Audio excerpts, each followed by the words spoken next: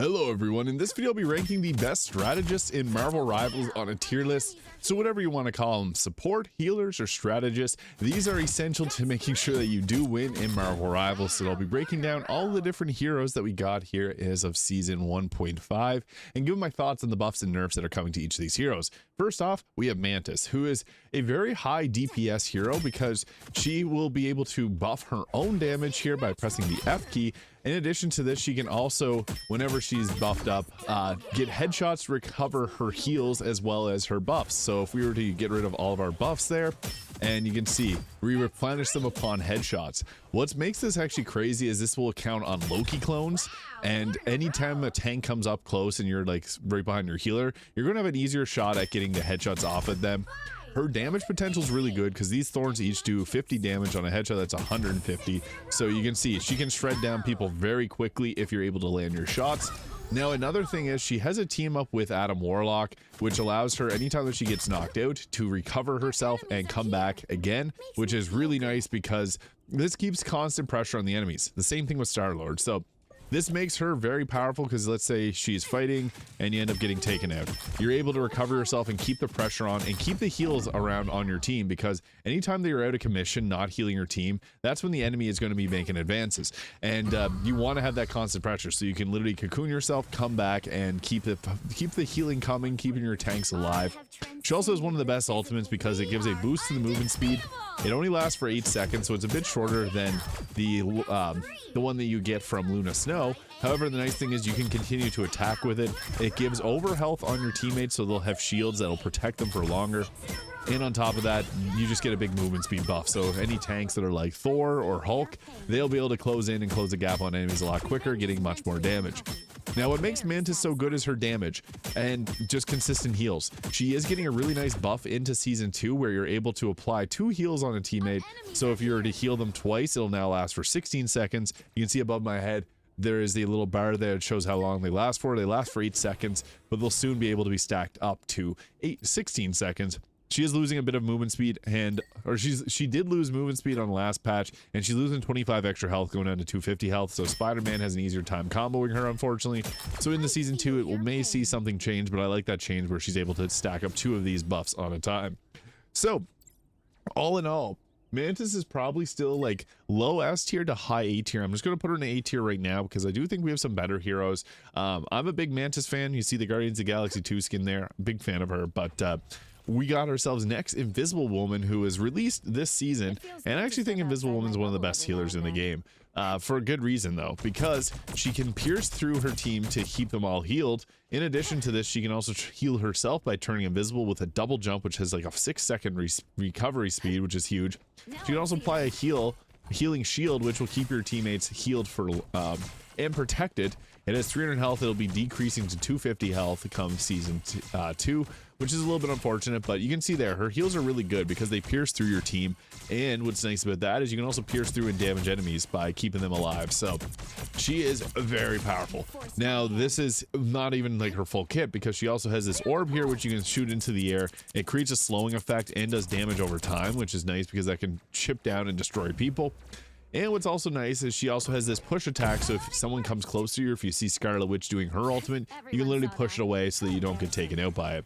What's also nice on top of all of that is you can actually be kind of selective. If you see a healer come a little bit too close, you can do the pull attack, pull them into your team, which makes it more likely for them to take them out. Especially if you have a Groot who can wall them off afterwards. With a good team strategy, you can actually take out people really quickly with Invisible Woman, making her very powerful.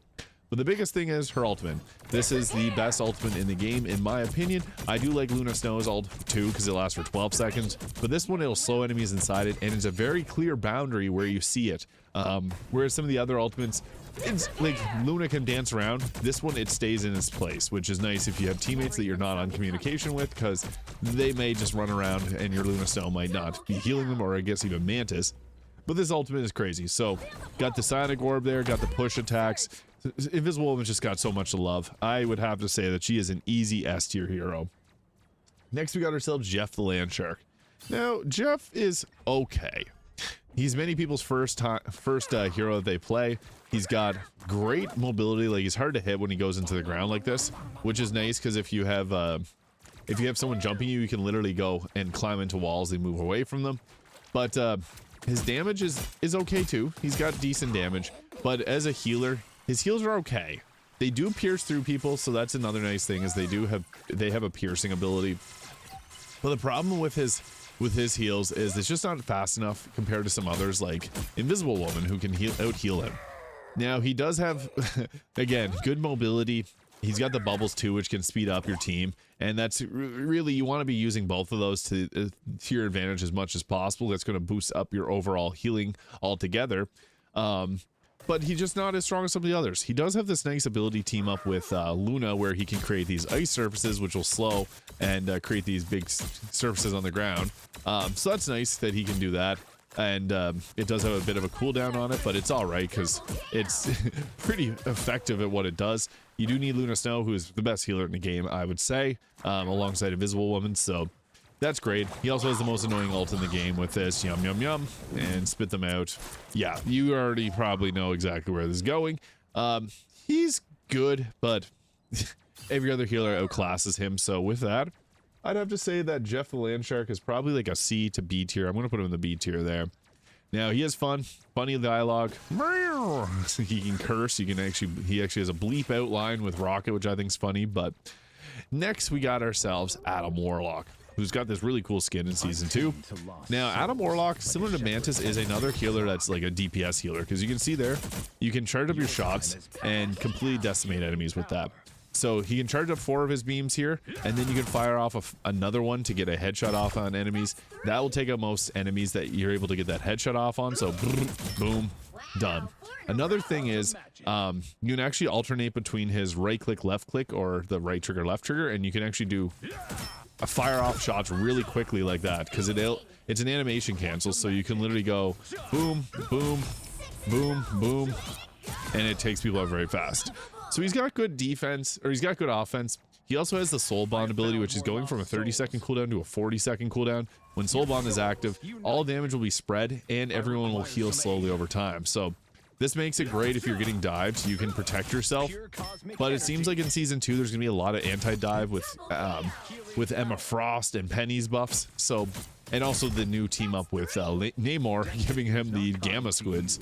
So I do think we'll see a pretty good jump in terms of people like Adam Warlock, although getting a bit of a nerf. We'll probably see a buff to him somewheres in his kit, because it is a little bit challenging. You run out of your heals really fast, and you got to be mindful of everything you do with Adam Warlock. His ultimate is nice, but it's situational. Being able to revive your team is really nice, because you can just bring them back right on the spot there. They get revived now. With the new Season 2, they'll be recovering 30% of their health instead of 100 health, which makes tanks go down very quickly.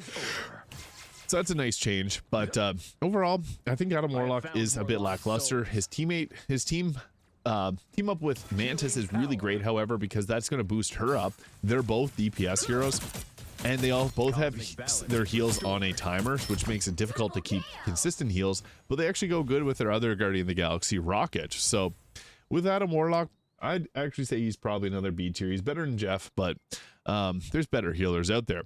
Next, we got ourselves Cloak and Dagger, who I'm a really big fan of playing Cloak and Dagger, because they're easy to play. So anytime that I'm playing and I want to think less about aiming and more so about strategizing, Cloak and Dagger is the way to go. You can see this ring that goes around Cloak and Dagger's heals. This is going to show where the heals are going to, because you can actually, it'll heal in an area of effect, and it'll actually heal you. So if you're taking damage, you can actually heal and keep yourself alive this way too. So that's pretty cool in itself. Also got this heal wall, got the bubble, got Cloak's Terror Cape here, which will do increased damage to the enemy by 28%. And also got the ability to turn invisible here, and you can use this to reposition yourself into better places, which is nice. It's also, if you get dived, that's what you want to drop down. Also a really great ultimate, because you can pop this down. It does damage to the enemy over time. It'll also heal your team at a rate of 220 per second. Then whenever you have this pop down, you can go into cloak form and just shred people down. It will be changing so that it doesn't disappear one at a time. It'll actually have them all last for the full duration of the ultimate. Her heals are good because she has 3 options for heals. So you got the bubble, you got the wall, and then you got your daggers. So they'll do damage or heal on a dagger, heal on the area of effect from the dagger, the bubble, and the wall. So she's got a lot of heals. actually probably one of the best healers if you're, you know, you're playing this game and you're not amazing at healing. This is a great one to learn from.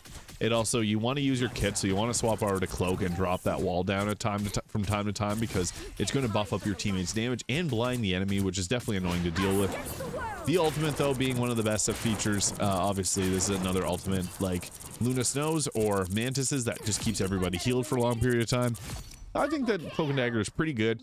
I would actually say that they're high A tier. They could be S tier. They just have really good burst healing with being able to drop the bubble and do the wall and do daggers, all of this together. So very effective. Next, we got ourselves Luna Snow. Now, Luna Snow is very strong. What makes her strong is she can apply this. She can apply the snowflake there, so you can see we're healing the one on the right, and then this will keep the one on the left healed. It'll also give a 30% buff to the heals on the one on the left. She also has this nice ability here where she can make her shots into piercing shots, and the shots become larger, so you have an easier chance of hitting targets. You can see that I'm not aiming perfectly, and we're able to get those off. In addition to this, she also has a snowball, which you can literally freeze somebody with. The timing on it's not the easiest. I find it's actually easier to get Mantis's heal off because of the whenever you use Mantis's heal, it's going to create an area of effect bomb that gets everyone hit. But her ultimate is really the best thing that she's got. So you can make this so that it boosts damage, or makes it so that you heal the teammates. It lasts for 12 seconds. I feel like they could nerf this by 10 seconds and it would still be just as good. Getting the option for both those is really nice. So yeah, this is the best ultimate in the game by far. Invisible Woman's I like a bit more, but hers is just really great. Now, the thing with Luna Snow is she can also headshot on her attacks. So some people are tempted to use her as like a DPS hero, which is nice. Obviously, you want to keep your team healthy and alive. And if they're dead, they're not going to be, you know, protecting you all the same. But she does have pretty good damage too, similar to Mantis. Although with Mantis, her heals are a little bit different from how they work with Luna. They're both very similar in the fact that they got like a sleep attack, a stun. They got the similar ultimates. So with that, Luna Snow, easily a S tier hero. It's hard to say who's better between Invisible Woman. I think Luna is a little bit better. But next we got ourselves Loki, the god of trickery. Now Loki's great because he can steal anyone's ultimate, so if you have a Luna or Invisible Woman on your team, you want to take theirs. He's also got good damage because he can create these clones, which are almost like turrets. And then from this, you can literally just keep your team fully healed. Now he's also got the ability to transform and change into them, and it'll leave behind a clone wherever he was looking. They will copy whatever he's doing, so if you're going with your melee, they will melee as well. Yeah, his kit is really fun to play. He can also turn invisible and create a clone wherever he left off. And then also on top of that, he can also create the regeneration domains, which will heal you as you receive damage, which is really good. Now he can always copy and become Luna or Mantis or Invisible Woman, whoever on your team you need the ultimate from. You can also turn him into like a Star-Lord. Star-Lord's pretty nice to swap into because with Star-Lord, he can go and take out their healers really quickly and easily. So it's whatever your team needs. And for that reason, Loki's very, very dependable. I actually would say that he's one of the best in the game because his heals are great if he has all of his clones up. Now, again, I mentioned he does feed any type of Mantis. If there's a Mantis on your team, it will feed her ultimates. So, or it will feed her healing orbs. So it can be a little bit of a downside if you're going against a Mantis. However, his damage is good. His heals are good. He can really fill a lot of different roles. And with that, I'd have to say that Loki's another hero that's likely could be S tier. Like really good Loki players are S tier because that regeneration domain, which is getting an increased cooldown time, unfortunately. I'd have to say that he's probably, it's tough. Cloak and Dagger both could, like, any one of these realistically could be an S tier hero as well. Like that's how good the strategists are in this game. And I guess we'll get the final discussion after Rocket Raccoon. Now this is Rocket's getting an interesting change to his kit. So right now his orbs will slow down and do 70 heals per second. They can't stack, but it's changing so that once they pass through someone, they'll do a burst of 50, and then they'll also, or bursts of 55 healing, and then they'll do the healing over time. In addition, they'll have a faster movement speed because you see there they slow down to heal the team. Rocket is a heal bot. And this is not going to change. He's still going to be a heal bot. He's also got this booster pack, which does have an increasing cooldown time whenever season 2 comes out. But he's got these armor packs that he can give out. They also have jet packs, which are nice too. He's got a lot of good heals. His damage is great too, actually, if you let a target come in close, but I wouldn't recommend shooting off with Rocket. There's been many games where I've had a Rocket that just wanted to shoot, just because there's a lot of there's a lot of people that did like DPS only heroes going to eternity and heal only rockets. So there's a DPS only rocket trend right now, which I hope goes away, because Rocket's not the greatest at DPS.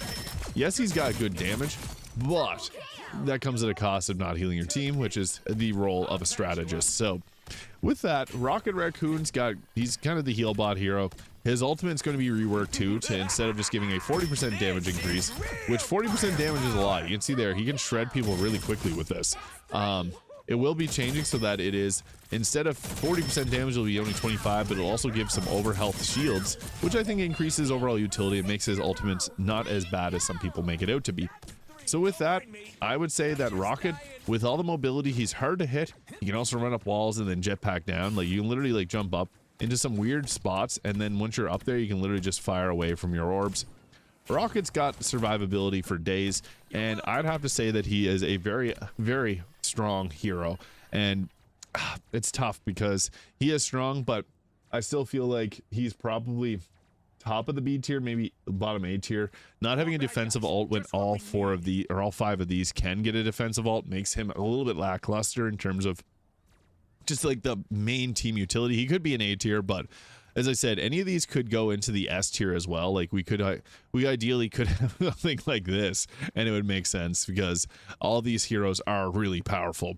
But Luna Snow and Invisible Woman are clearly above the rest here. So with that, that is the best strategist support healers in Marvel Rivals ranked on a tier list. If you have any questions or comments, feel free to leave them in the comment section below, and hit the subscribe button below if you enjoyed this video. I hope you have yourself a great day, and we'll see you in the next one.